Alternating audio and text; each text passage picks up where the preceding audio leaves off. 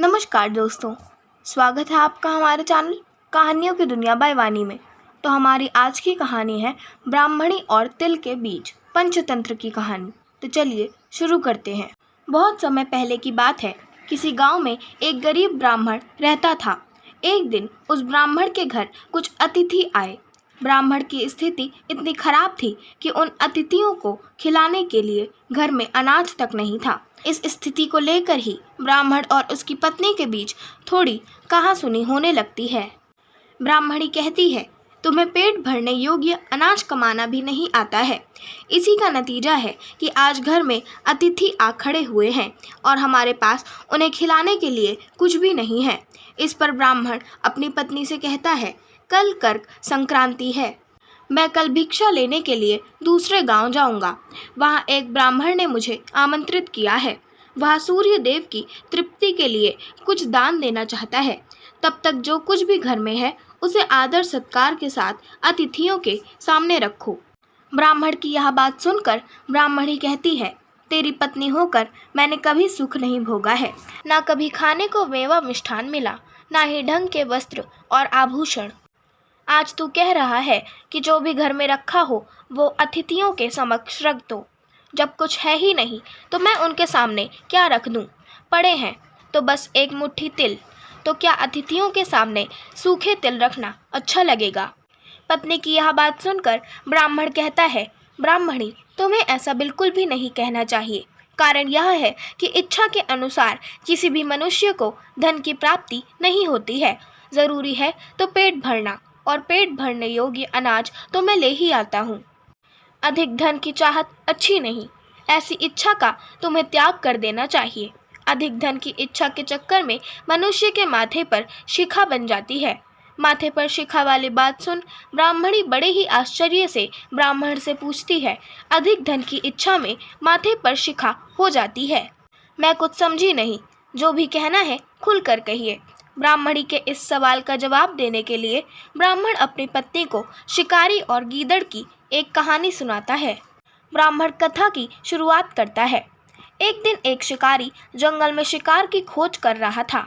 जंगल में कुछ दूर आगे बढ़ने के बाद शिकारी को एक काले रंग का पहाड़ जैसा विशाल सूअर दिखाई देता है। सूअर को देखते ही शिकारी अपना धनुष उठा लेता है और कमान खींचते हुए सूअर पर निशाना लगा देता है। कमान से निकला हुआ तीर तीव्र गति से सूअर को घायल कर देता है। घायल होने पर सूअर चिंघाड़ता हुआ शिकारी पर पलटवार कर देता है। सूअर के तीखे दांतों से शिकारी का पेट फट जाता है।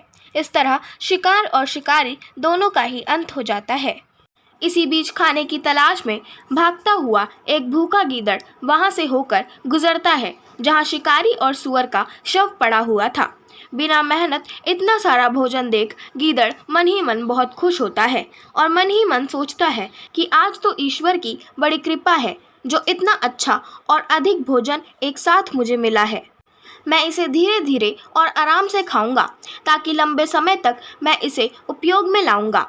इस तरह मैं इस भोजन के साथ लंबे समय तक अपनी भूख को शांत कर पाऊंगा।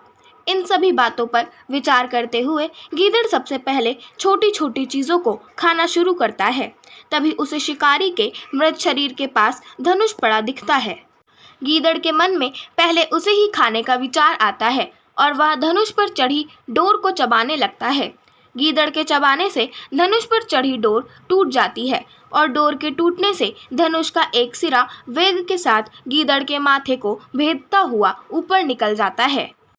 गीदड़ के माथे को भेद कर धनुष का जो सिरा गीदड़ के सिर से पार होकर निकल आता है, वह ऐसा प्रतीत होता है मानो गीदड़ के माथे पर शिखा निकल आई हो। घायल होने के कारण कुछ देर बाद गीदड़ की भी मौत हो जाती है।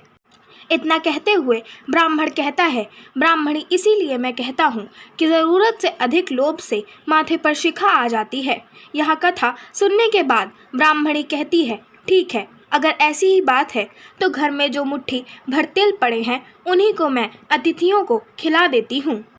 ब्राह्मणी की यह बात सुनकर ब्राह्मण संतुष्ट होता है और भिक्षा मांगने के लिए घर से बाहर निकल जाता है।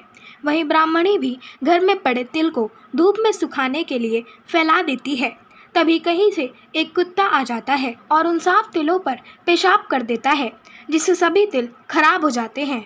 तिल के खराब हो जाने पर ब्राह्मणी काफ़ी परेशान हो जाती है और सोचती है, यही तो तिल थे जिन्हें पकाकर मैं अतिथियों को खिला सकती थी। अब मैं क्या करूं? काफ़ी देर सोचने के बाद ब्राह्मणी को एक तरीका सूझा। उसने सोचा कि अगर वह गंदे तिलों के बदले साफ तिल देने की बात कहेगी तो कोई भी आसानी से मान जाएगा। साथ ही किसी को भी इन तिलों के खराब होने की बात पता नहीं चलेगी। इस विचार के साथ वह उन तिलों को लेकर घर घर घूमने लगी। ब्राह्मणी की यह बात सुनकर एक महिला वह तिल लेने के लिए तैयार हो गई, लेकिन उस महिला का पुत्र अर्थशास्त्र पढ़ा हुआ था। उसने अपनी माँ से कहा कि इन तिलों में ज़रूर कोई न कोई खोट होगी, वरना कौन साफ सुथरे तिलों को गंदे तिलों के बदले देने के लिए तैयार होगा। पुत्र की यह बात सुनकर महिला ने ब्राह्मणी के तिलों को लेने से मना कर दिया। कहानी से सीख, हमारे पास जो भी होता है हमें उसी में सुखी रहना चाहिए। किसी के पास ज़्यादा चीज़ देखकर दुखी नहीं होना चाहिए। आशा करती हूँ आपको हमारी आज की कहानी ब्राह्मणी और तिल के बीच पसंद आई होगी। अगर आपको हमारी आज की कहानी पसंद आई हो तो हमारे चैनल को सब्सक्राइब करें, वीडियो को लाइक करें और बेल आइकन दबाना ना भूलें। और हमें कमेंट कर ज़रूर बताएं कि आपको कैसी कहानियाँ पसंद है। हम वैसी ही कहानियाँ आपके लिए लाते रहेंगे। धन्यवाद।